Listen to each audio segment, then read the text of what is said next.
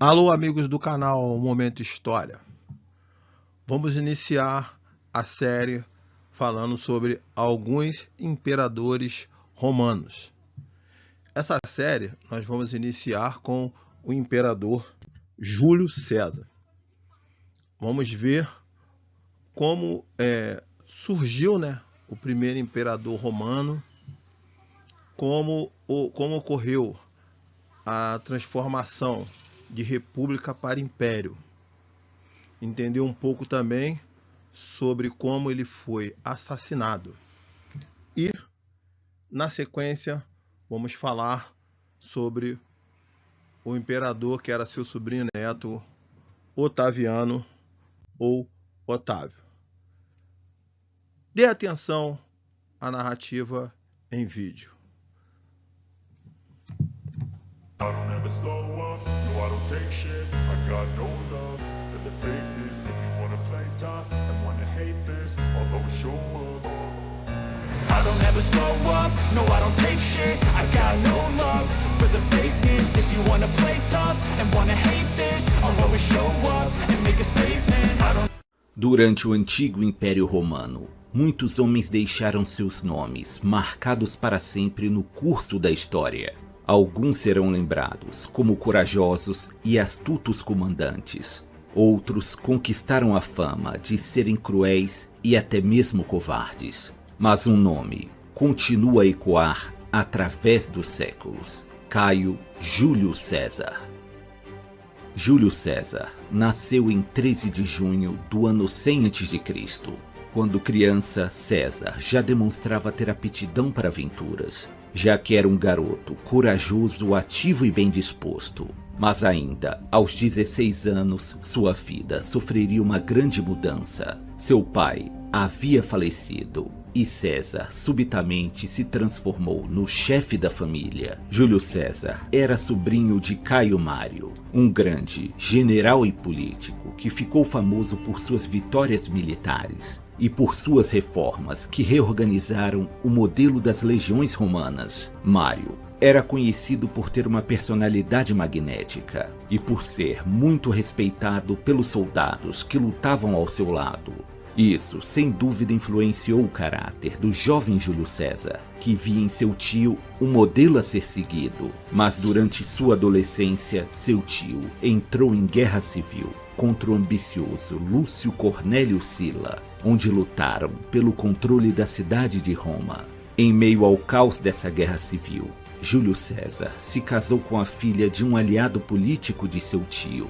O nome de sua esposa era Cornélia Sínila, com a qual teve uma filha que se chamaria Júlia. Caio Mário perdeu sua vida durante uma batalha e Cornélio Sila assumiu o cargo de ditador. Título este que o deixava acima das leis romanas, dando-lhe quase que poder absoluto na cidade. Mesmo não tendo envolvimento direto no conflito, Júlio César se sentiu ameaçado pelo novo ditador e algoz de seu tio. Não vendo outra alternativa e buscando se afastar de Roma o mais rápido possível, Júlio César se alistou no exército, onde foi mandado para lutar em terras distantes, localizadas na atual Turquia. Júlio César serviu ao exército com muita distinção, recebendo até mesmo a coroa cívica, como recompensa por suas ações heróicas. Ele conquistou o reconhecimento de seus superiores e dos soldados veteranos,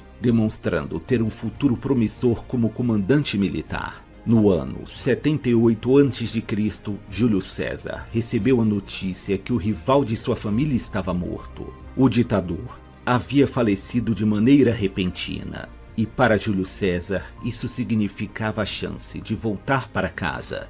Após cumprir seu contrato no exército, Júlio César retornou para o seu lar. Mas para sua infelicidade, sua herança havia sido confiscada pelo governo abusivo de Sila. Para ganhar a vida, César usou sua voz potente e sua habilidade em oratória para se tornar um advogado bem-sucedido. E trabalhando com afinco, Júlio César conseguiu reerguer o status social de sua família. Quando Júlio César tinha por volta de 25 anos de idade, ele estava em uma viagem marítima através do Mar Egeu, quando a embarcação em que ele estava foi atacada por piratas. A maior parte dos tripulantes acabou sendo morta. Os poucos sobreviventes foram capturados para serem vendidos como escravos. E para aqueles nascidos em famílias ricas, seria cobrado um alto preço pelo resgate. Novamente longe de casa e em uma situação desesperadora, o futuro parecia incerto e sombrio para Júlio César.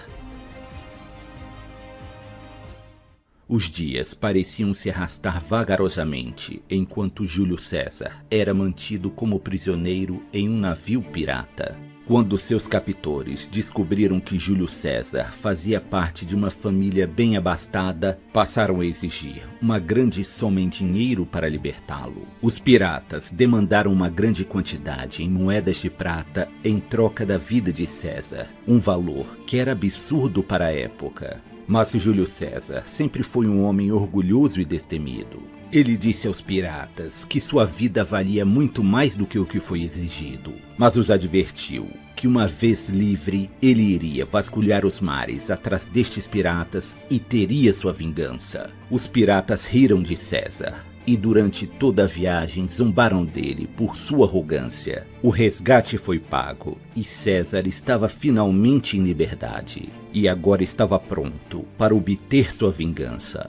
Fazendo uso de seus dons na arte da oratória, ele conseguiu atrair marinheiros e guerreiros para sua causa, e usando parte de sua fortuna, montou uma frota de navios. César passou muitos meses velejando e enfrentando navios piratas, e cada vitória que obtinha lhe trazia novos lucros com os saques que obtinha dos navios capturados. Quando, enfim, Júlio César encontrou os piratas que o haviam sequestrado, ele os derrotou em batalha e ordenou a crucificação de todos os sobreviventes. Os piratas pagaram um alto preço por zombar e subestimar a determinação de Júlio César. Este evento aumentou a fama de César e seu nome era frequentemente repetido nas ruas de Roma. Quando retornou para casa, ele foi convocado para se unir ao exército e precisou partir novamente para lutar em terras estrangeiras. E novamente, Júlio César se destacou nos campos de batalha, ganhando assim o cargo de tribuno militar, que lhe garantia o direito de comandar um grande número de soldados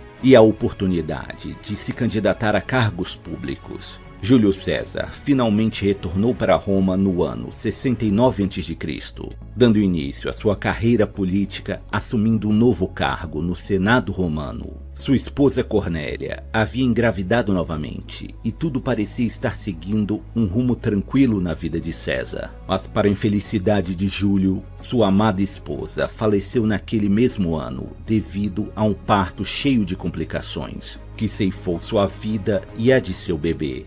Pouco tempo depois do funeral de sua esposa, Júlio César foi mandado para servir na Espanha, e nesta província romana, ele deveria agir como administrador dos territórios controlados por Roma. Certo dia, enquanto Júlio César inspecionava a cidade de Cádiz, ele se deparou com uma estátua já bastante desgastada pelo tempo. Quando César se aproximou, notou que a estátua era uma representação de Alexandre o Grande. E ao chegar aos pés da estátua, César foi tomado por uma grande angústia e começou a derramar lágrimas. Ele já estava com 33 anos de idade e sentia que ainda não havia realizado nada de grandioso em sua vida. E com sua idade, Alexandre o Grande já havia conquistado quase todo o mundo conhecido. E neste momento, César jurou que não descansaria até o dia em que pudesse igualar Alexandre o Grande em suas conquistas.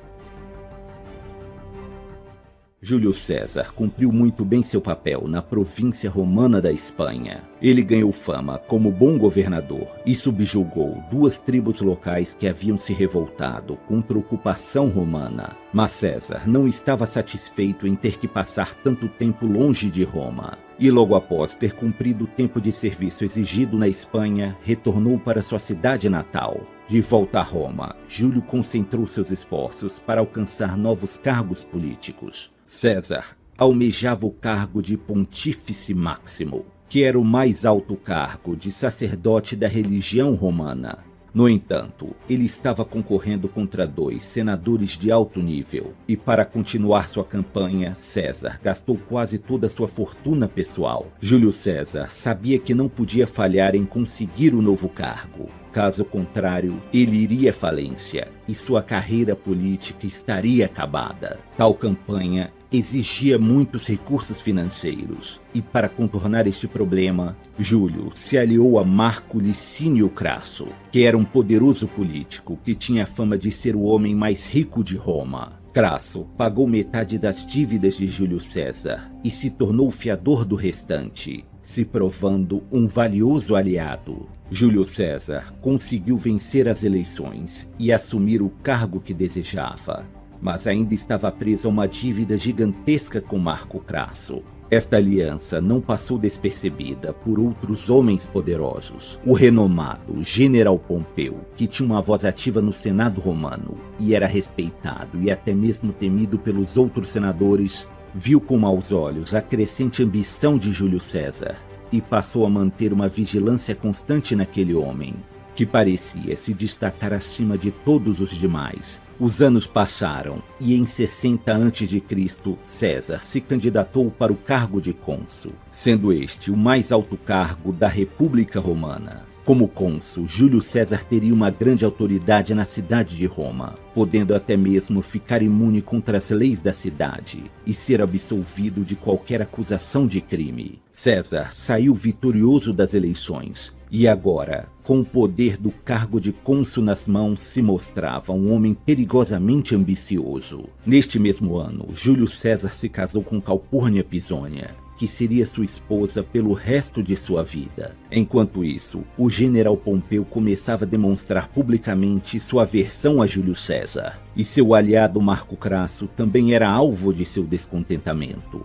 Pompeu era o general romano mais poderoso de sua época, e para tentar resolver esta questão, Júlio se uniu com Pompeu e Crasso para formar uma nova aliança política e militar. Esta aliança entraria para a história como o primeiro triunvirato, onde os 3 homens mais poderosos de Roma trabalhavam juntos para governar a República. Pompeu aumentou o contingente de soldados nas ruas da cidade, trazendo assim mais segurança para a população. Já Crasso comprou uma grande frota de navios e buscou ampliar o comércio com terras distantes como a Síria e o Egito, aumentando assim sua própria riqueza e trazendo novos produtos exóticos para os exigentes mercados romanos. Já a César foi confiado o comando militar e a responsabilidade de conquistar novas terras para Roma. Novamente, César partiria para terras distantes, e um futuro promissor se apresentava diante dele. César sabia que os desafios seriam grandes, mas não iria desperdiçar a chance de imortalizar seu nome na história. Júlio César havia sido eleito para o cargo de cônsul romano, ganhando assim uma grande autoridade em todos os territórios conquistados por Roma. Mas para alcançar este cargo tão importante, Júlio César precisou assumir uma dívida gigantesca com Marco Crasso, o homem mais rico de Roma. César ainda não havia se esquecido do dia em que esteve aos pés da estátua de Alexandre o Grande, e o desejo de se igualar a Alexandre em suas conquistas ainda estava vivo no coração de Júlio César. A melhor forma para atingir seus objetivos era conquistar novos territórios para Roma, e assim confiscar as riquezas e receber parte dos impostos das cidades e aldeias conquistadas. Foi então que Júlio César voltou sua atenção para a Gália. A Gália era uma antiga região e foi classificada pelos romanos como o território que compreendia a atual França, Bélgica e uma parte da Itália e Alemanha. Na sua maior parte, a Gália era um território selvagem, repleto de florestas e habitado por diversas tribos celtas, incrivelmente hostis.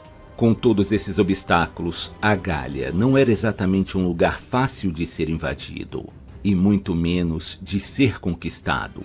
E foi exatamente por ser uma tarefa tão difícil que Júlio César fez da Gália o alvo principal de suas ambições. Em abril do ano 58 a.C., César marchou para a Gália no comando de 4 legiões, o que dava cerca de 24.000 soldados. Ele sabia que não poderia simplesmente entrar em território gaulês e precisava planejar cuidadosamente suas ações. Caso contrário, perderia tudo aquilo pelo qual lutou tanto tempo para conquistar. Apesar de sua aparente força militar, a Gália estava dividida em diversos reinos distintos, que constantemente travavam guerras uns contra os outros. Estes reinos eram comandados por chefes tribais ou reis autoproclamados, que muitas vezes declaravam guerras entre si para conquistar novas terras agrícolas ou mesmo para vingar antigas rixas tribais. Valendo-se dessa instabilidade, Júlio César passou a enviar emissários para os líderes de diferentes tribos, buscando fomentar alianças políticas e militares. Em suas cartas, César oferecia a proteção e ajuda militar de suas legiões, em troca de obter a permissão para adentrar o território gaulês e receber provisões e suprimentos para os seus soldados. Não demorou muito para as primeiras alianças serem formadas, e com isso César estava finalmente na Gália. O primeiro conflito entre as legiões de César e os gauleses ocorreu durante a Batalha de Bibracte, onde os romanos se depararam com um número muito maior de inimigos. Os gauleses faziam parte da tribo dos Helvécios, que estavam em migração através da Gália e, no seu caminho, estavam atacando as outras tribos e deixando um rastro de destruição por onde passavam. Júlio César organizou uma parte de suas legiões no alto de uma colina, ganhando assim posição estratégica de maior vantagem contra os gauleses. As outras partes da legião ficou escondida entre colinas, encobertas pelas árvores. As legiões romanas conseguiram barrar o avanço inicial dos gauleses, e assim teve início uma longa e árdua luta, que duraria quase um dia inteiro. No momento ideal, Júlio César ordenou que suas legiões, que estavam escondidas, atacassem a retaguarda do exército gaulês. Os gauleses resistiram por algum tempo, mas a disciplina e a determinação das legiões romanas acabaram por suplantar a vantagem numérica dos inimigos. Os helvécios se renderam, e César permitiu que muitos deles fossem libertados, desde que voltassem para suas terras e aceitassem trabalhar nas colheitas para alimentar as legiões. Mas muitos deles não tiveram tanta sorte e foram enviados como prisioneiros para Roma, onde seriam vendidos como escravos. Esta vitória heróica marcou o início de uma série de conquistas na Gália. Pouco tempo depois, César e suas legiões combateram a tribo germânica dos suevos e, novamente, obtiveram uma vitória expressiva. Nos anos seguintes, Júlio César continuou avançando no território gaulês, fazendo novas alianças, subjugando tribos e, quando achava necessário, destruindo cidades e povoados inteiros. Obviamente, os gauleses não aceitavam pacificamente a ocupação romana, e com alguma frequência tribos iniciavam revoltas, o que levava a novas batalhas. No ano 55 a.C., após sufocar uma rebelião de tribos belgas, a Gália estava praticamente rendida aos pés de Júlio César. César já havia conseguido acumular riquezas o bastante para pagar sua dívida com Crasso, e ainda teria o bastante para passar o resto da vida com conforto e tranquilidade. Seu mandato como cônsul também já estava quase no fim, e logo ele deveria retornar para Roma. Naquele mesmo ano, uma de suas legiões estava patrulhando o norte da Gália e avistou uma estranha ilha no horizonte. Essa ilha era a Grã-Bretanha. César já havia lido sobre a existência de tal ilha em antigos manuscritos gregos, e ao saber de sua localização, sentiu novamente o chamado da ambição e o desejo de ir até onde nenhum romano jamais havia estado. Para atravessar o mar e chegar na Grã-Bretanha, Júlio César precisava de duas coisas: barcos para transportar os soldados e tempo. César então ordenou a construção de alguns barcos, que levariam muitos meses para serem concluídos. Impaciente com o lento progresso na construção das embarcações, César resolveu se arriscar e ordenou que apenas uma fração de suas legiões atravessassem o mar e se adiantassem na construção de um acampamento fortificado. Mas ele não contava com o desastre que se seguiria, pois aquela região é frequentemente assolada por tempestades. Durante a travessia, uma forte tempestade fez com que os barcos romanos fossem arremessados contra as rochas dos penhascos. Os poucos sobreviventes que conseguiram chegar até a praia foram surpreendidos pelas carruagens dos bretões e precisaram recuar de volta para os barcos. Essa derrota não afetou a determinação de Júlio César, mas custou a ele muito do seu precioso tempo. Em 54 a.C., Júlio César chegou finalmente à Grã-Bretanha, onde inicialmente montou um acampamento fortificado próximo à praia. Os bretões não aceitariam pacificamente a ocupação romana, o que obrigou a César a passar mais de um ano na Bretanha, guerreando e subjugando as inúmeras tribos que lá habitavam. Essa nova conquista trouxe ainda mais fama para Júlio César, e as pessoas na cidade de Roma exaltavam seus feitos, o que preocupava ainda mais certos membros do Senado romano. Durante o tempo em que Júlio César estava na Grã-Bretanha, novos problemas começaram a surgir na Gália. Líderes tribais estavam incitando seus guerreiros a se reunirem para expulsar os romanos da Gália. César sabia quão séria era essa ameaça, já que se a Gália fosse unida sob uma única bandeira, seria praticamente impossível retomar os territórios conquistados. Um destes líderes insurgentes foi o famoso Vercingetorix, que era um príncipe da tribo dos Arvenos. Vercingetorix conseguiu reunir muitos chefes tribais e guerreiros sob seu comando, e estava atacando as guarnições romanas por toda a Gália. Quando César retornou para o continente, Vercingetorix se viu obrigado a recuar para evitar um confronto direto com as legiões romanas. Em sua fuga pelo território gaulês, as tropas de Vercingetorix devastavam tudo em seu caminho, queimando aldeias e plantações para não deixar nenhum alimento disponível para os romanos. A estratégia de terra arrasada estava dando certo, e vários soldados das legiões de César já começavam a sucumbir devido à fome e ao esforço das longas marchas. Júlio César novamente fez uso de sua habilidade de persuasão e passou a intimidar e subornar os chefes tribais que ainda não haviam se aliado a Vercingetorix. Com isso, César conseguiu confiscar provisões preciosas para alimentar seus soldados e, assim, continuar a perseguição a Vercingetorix. Algumas batalhas foram travadas neste percurso e Júlio César novamente provou seu valor e sua coragem, descendo de seu cavalo e se unindo a seus soldados na linha de frente nas batalhas mais caóticas. Isso gerava nos legionários um grande orgulho e admiração por seu general, e muitos lutariam até o fim para defender a vida e os sonhos de César. Por fim, Vercingetorix se viu obrigada a recuar para a cidade de Alésia, que fora construída no topo de uma colina e oferecia um bom local para se defender das legiões romanas.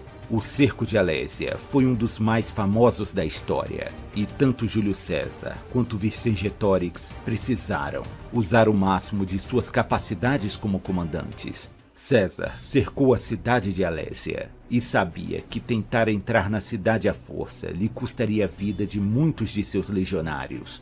A outra alternativa era forçar os que estavam dentro da cidade a passar fome e sede, obrigando-os a se render. No entanto, César não dispunha de muito tempo, já que sabia da aproximação de exércitos gauleses, que estavam vindo ao resgate dos habitantes de Alésia. Se tal exército gaulês chegasse a tempo, Júlio César e suas legiões estariam presos entre duas forças inimigas. A solução para isso foi ordenar a construção de 2 muralhas de madeira ao redor da cidade de Alésia. Uma serviria para manter os habitantes da cidade presos nela, a outra serviria para conter o exército que se aproximava. A estratagema deu certo, e quando o exército gaulês chegou, as legiões romanas mostraram novamente seu valor, derrotando um número muito maior de inimigos. Após presenciar tamanha vitória, Vercingetorix não viu outra alternativa a não ser se render a Júlio César.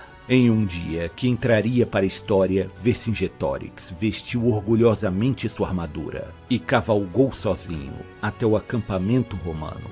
E quando finalmente chegou a estar frente a frente com Júlio César, o líder gaulês, sem dizer nenhuma palavra, arremessou suas armas no chão, sinalizando assim a rendição da Gália. Com a conquista da Gália, César já havia alcançado tudo aquilo que sempre desejou, e seu nome era exaltado com admiração e temor entre os romanos. Os espólios de guerra geraram ao cônsul romano uma vasta riqueza, e finalmente ele sentia que estava pronto para fazer seu retorno triunfante para a cidade de Roma.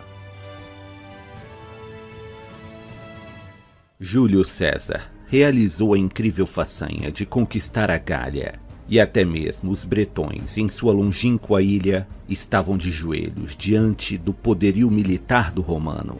Muitos anos haviam se passado desde que César partiu de Roma, e ele ansiava por seu retorno triunfante para sua amada cidade. No entanto, muitas coisas haviam mudado durante sua ausência. Um de seus aliados mais importantes, o cônsul Marco Crasso, teve suas legiões derrotadas durante a desastrosa Batalha de Carras. Marco Crasso era um excelente político, comerciante e negociador, mas suas habilidades como comandante militar não eram tão afiadas quanto a de Júlio César e Pompeu.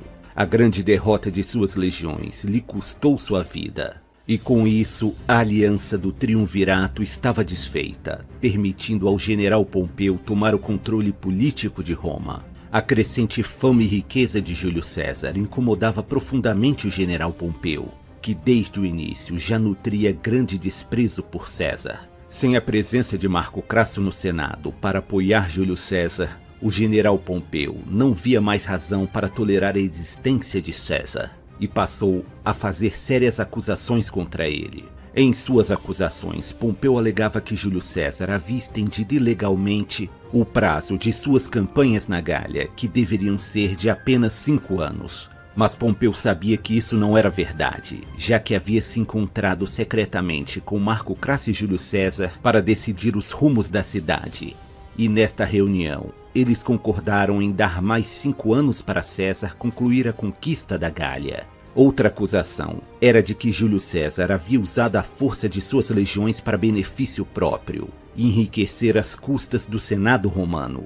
Pompeu emitiu uma ordem a Júlio César dizendo que ele deveria dissolver suas legiões e voltar para Roma, onde enfrentaria um julgamento no Senado. A essa altura, haviam poucos senadores com coragem bastante para se opor às exigências de Pompeu. Júlio César sabia que se acatasse tal ordem, sua vida estaria acabada e tudo estaria perdido.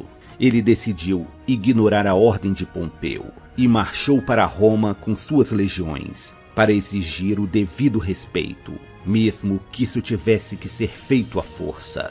E assim, no ano 49 a.C., Júlio César e seus soldados foram declarados inimigos de Roma, em um evento que ficaria registrado na história como a Segunda Guerra Civil da República Romana.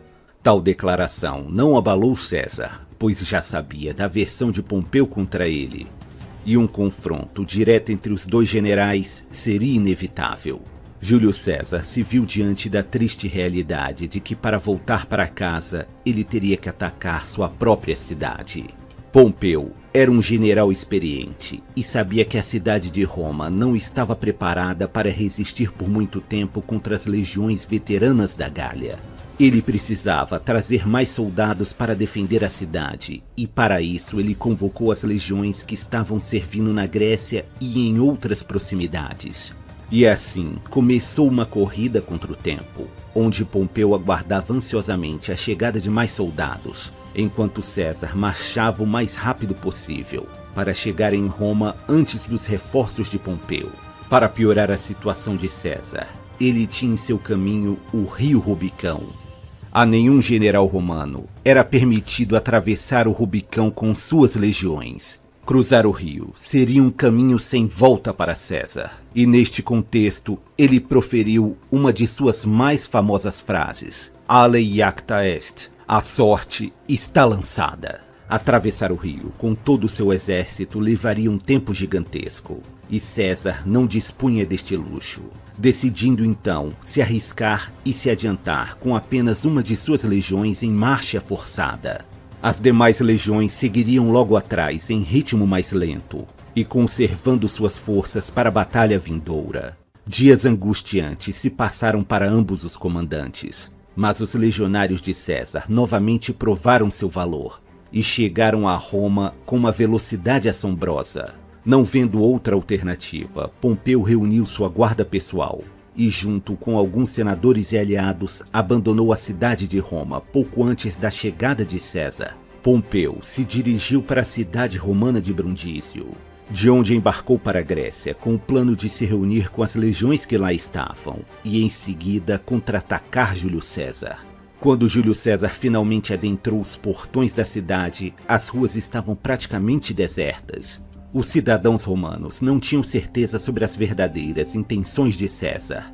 Ele poderia estar voltando como um herói ou como um inimigo do Estado, desejando poder e vingança. Mas, na verdade, eles nada tinham a temer, pois César não permitiu que os legionários atacassem a população e nem saqueassem a cidade. Quando o clima da cidade ficou mais ameno, César fez um discurso público tranquilizando a população e nomeou um de seus homens de maior confiança para ficar no comando da cidade. O escolhido foi Marco Antônio, que havia servido com Júlio César na Gália, onde conseguiu se provar um ótimo comandante militar. César ainda precisou esperar alguns meses para continuar sua perseguição a Pompeu, já que novos barcos precisavam ser construídos para transportar suas legiões através do mar. Enquanto os barcos eram construídos, César reestabeleceu a ordem na cidade de Roma, aprovando novas leis, elegendo novos senadores e cuidando das questões financeiras da cidade.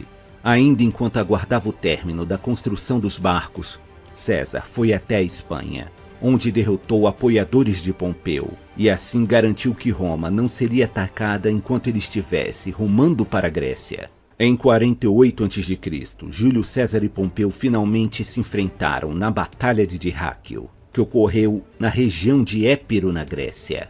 Para a surpresa de César, Pompeu havia reunido um exército incrivelmente numeroso, com cerca de 36.000 soldados de infantaria e 7.000 cavaleiros. Júlio César e seus 22.000 soldados montaram um acampamento fortificado, mas Pompeu atacou um ponto fraco na muralha de madeira que protegia o acampamento de César, e o caos se espalhou rapidamente. Em menor número, e tendo suas defesas comprometidas, Júlio César não viu outra alternativa a não ser ordenar a retirada total de suas forças. Esta derrota lembrou a Júlio César o porquê Pompeu Magno é considerado um dos maiores generais de sua época. E ele jamais deveria ser subestimado novamente. César recuou para um novo acampamento, mas agora ele dispunha de pouco alimento e água potável para seus soldados. Com suas provisões chegando ao fim, Júlio César precisava agir rápido, e por isso ele decidiu enfrentar Pompeu no campo de batalha. Em 9 de agosto de 48 foi travada a Batalha de Farsalos, que ocorreu na região da Tessália, na Grécia Central. A luta teve um início lento, com os dois generais estudando cuidadosamente os movimentos um do outro. Uma luta entre dois exércitos romanos, treinados com as mesmas formações e táticas, não era algo simples de ser resolvida. A batalha foi extremamente acirrada, com ambos os lados buscando flanquear o adversário. Pompeu tinha vantagem numérica e uma cavalaria mais numerosa, mas os veteranos de César já haviam enfrentado todo tipo de desafio e não seriam dominados facilmente. Mesmo estando em grande desvantagem, as legiões de César conseguiram conter a cavalaria inimiga e flanquear a infantaria de Pompeu, ganhando assim o controle total da batalha. Pompeu viu seu exército sendo destruído diante de seus olhos, e então ele compreendeu que não estava enfrentando um homem comum. Derrotado, Pompeu teve que se retirar o mais rápido possível para longe da batalha. Após tamanha derrota, o general Pompeu estava em uma situação terrível. E a maioria dos senadores que haviam partido com ele para a Grécia estavam fugindo para outras colônias romanas. E alguns foram até mesmo ao encontro de César implorar por perdão. Pompeu decidiu fugir para o Egito. Ele buscava se refugiar entre a nobreza egípcia, mas não contava com uma cruel reviravolta do destino. Alguns membros da elite egípcia temiam que, se protegessem Pompeu, estariam provocando a fúria de César, que já se encontrava nas proximidades do Egito. Pompeu foi atacado e morto pelos egípcios, e um grande general encontrou um fim inglório em terras estrangeiras. Quando Júlio César chegou ao Egito, ele foi recebido no Palácio Real de Ptolomeu VIII. E assim que perguntou sobre o paradeiro de Pompeu, lhe foi apresentado apenas os restos mortais de seu antigo rival. César ficou furioso, pois ele planejava perdoar Pompeu e trazê-lo de volta a Roma, e até mesmo permitir que ele ocupasse um cargo no Senado. E a ofensa era ainda maior, já que Pompeu era um cônsul romano e havia sido assassinado covardemente por estrangeiros. César exigiu a cabeça dos homens que tramaram contra a vida de Pompeu. E assim foi feito. E na terra dos faraós, César ainda se veria envolto em uma rede de intrigas. Júlio César enfrentava dias de muito calor nas terras do Egito. Dias quentes demais, até mesmo para um romano acostumado com o calor da capital da República Romana. E os costumes daquele povo exótico traziam certa estranheza aos olhos de Júlio César. Após a longa e exaustiva perseguição a Pompeu, Júlio César e seus soldados precisavam de um descanso merecido. E foi com essa intenção que César decidiu passar alguns dias no Egito, ficando hospedado no Palácio Real na cidade de Alexandria. À distância, o Senado elegeu César para o cargo de ditador, sendo este o cargo de maior poder da República Romana. Júlio César havia finalmente chegado ao topo de sua carreira política e militar. No entanto, a paz nunca durava muito tempo na vida de Júlio César. No ano 48 a.C., o Egito passava por uma guerra civil, onde a famosa rainha Cleópatra disputava o trono real com Ptolomeu, que era seu irmão mais novo. Júlio César não tinha apreço pelo irmão de Cleópatra, já que Ptolomeu foi um dos responsáveis pela morte de Pompeu. Sabendo disso, Cleópatra passou a formular um plano para se encontrar com César. Usando de artifícios criativos, Cleópatra conseguiu entrar escondida nos aposentos de César. Essa aparição inusitada capturou a atenção do romano, e Cleópatra explicou para ele a situação política do Egito. Dizem que nesta mesma noite, Júlio César e Cleópatra se tornaram amantes. César apoiou a ascensão de Cleópatra ao trono, garantindo o apoio militar de suas legiões e combatendo as tropas de Ptolomeu. Uma sequência de batalhas foram travadas neste evento, que ficou conhecido como o Cerco de Alexandria. Por fim, Ptolomeu foi completamente derrotado na fatídica Batalha do Nilo, que ocorreu no ano 47 a.C. O conflito principal desta batalha foi travado nas águas do rio Nilo, onde as galés de guerra de Júlio César enfrentaram as embarcações de Ptolomeu. Durante a luta, o barco em que Júlio César estava acabou virando, obrigando o grande general romano a nadar até a margem do rio para salvar sua vida. O barco de Ptolomeu também afundou durante a luta, mas este não teve tanta sorte e acabou desaparecendo nas águas do Nilo. Após essa batalha, Cleópatra assumiu o comando do Egito, e seu romance com Júlio César já era motivo de fofocas e descontentamento em Roma. O general Marco Antônio, que se encontrava no comando da cidade de Roma, estava encontrando dificuldades de manter a ordem pública. E mesmo recebendo duras críticas, Júlio César não se contentaria em viver um romance secreto e decidiu trazer Cleópatra para conhecer a cidade de Roma, algo que foi visto como um grande insulto para muitos nobres romanos. Júlio César ainda viajaria até o Oriente Médio, onde obteve uma vitória esmagadora contra o exército do rei Farnaces II. A vitória contra o rei Farnaces foi tão rápida e fácil que inspirou César a dizer uma de suas mais famosas frases: vim, vi e venci. O tempo passou e a relação amorosa entre César e Cleópatra só traziam novas ondas de desconfiança para os magistrados romanos, já que alguns boatos falavam sobre Cleópatra ter dado à luz a um filho de Júlio César. O suposto filho do casal recebeu o nome de Cesarion. No entanto, Júlio César nunca reconheceu oficialmente a criança, apesar de Cleópatra garantir que César era o pai. Muitos senadores passaram a temer que Júlio César estivesse tentando se elevar ao posto de imperador.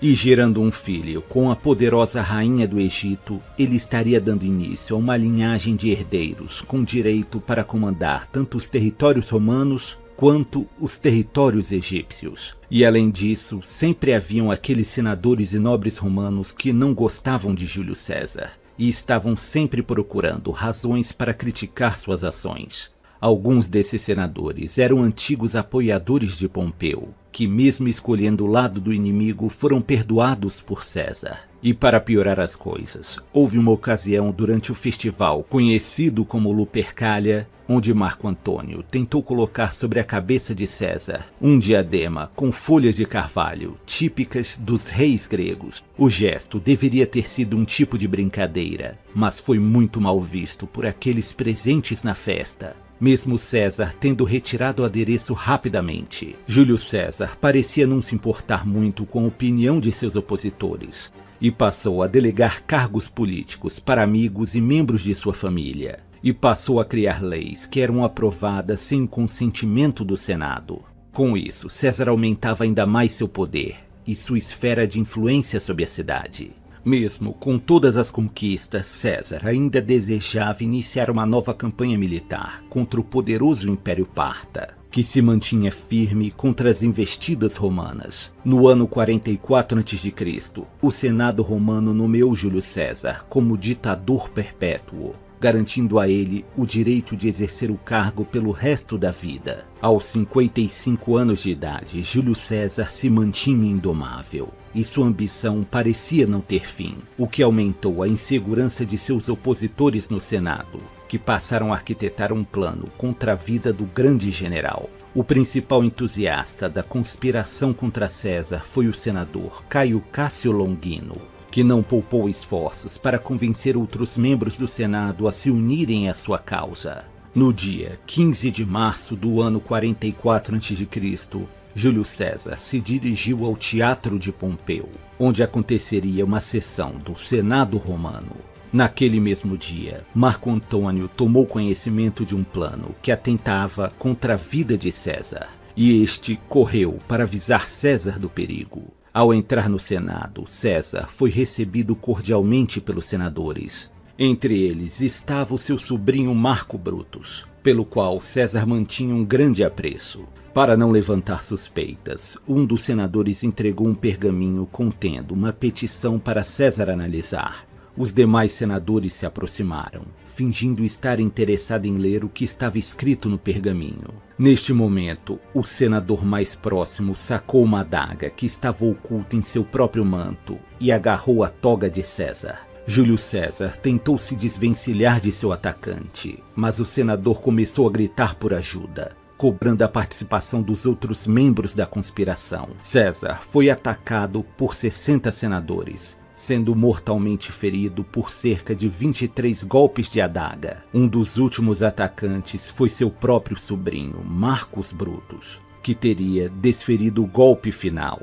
Em uma ironia do destino, César caiu aos pés da estátua de Pompeu, e quando olhou para cima, viu o rosto de seu sobrinho e, com suas últimas forças, puxou parte do manto para cobrir seu rosto, evitando assim a vergonha de olhar nos olhos do traidor. Júlio César havia sobrevivido a inúmeras batalhas e desafios em sua vida, e agora jazia inerte no mármore frio do Senado romano.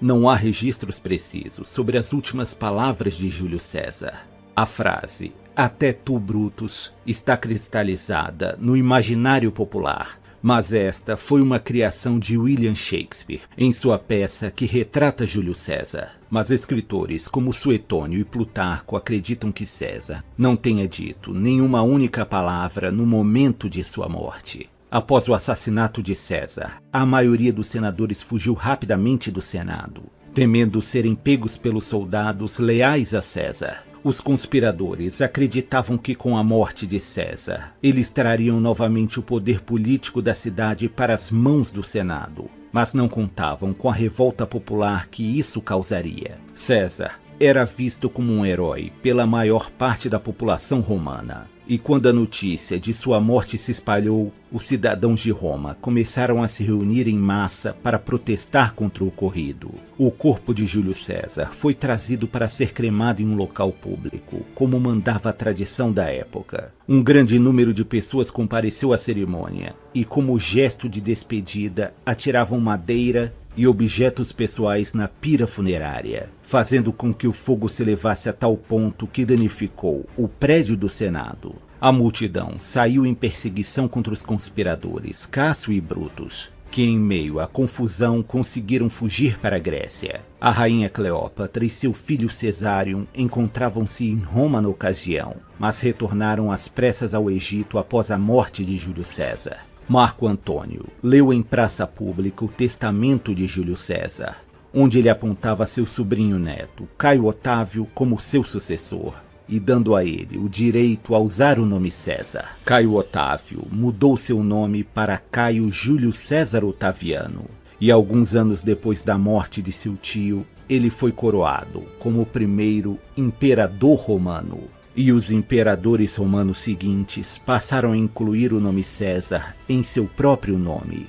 E assim, a história de Júlio César chegou ao seu fim, mas o nome deste notável homem se tornou sinônimo de grandeza. Curta o canal, compartilhem, se inscrevam. Vamos atingir 1000 inscritos. Conto com a participação de todos. Momento História. Um grande abraço. Fui! Curta o canal, compartilhem, se inscrevam. Vamos atingir 1000 inscritos. Conto com a participação de todos. Momento História. Um grande abraço. Fui!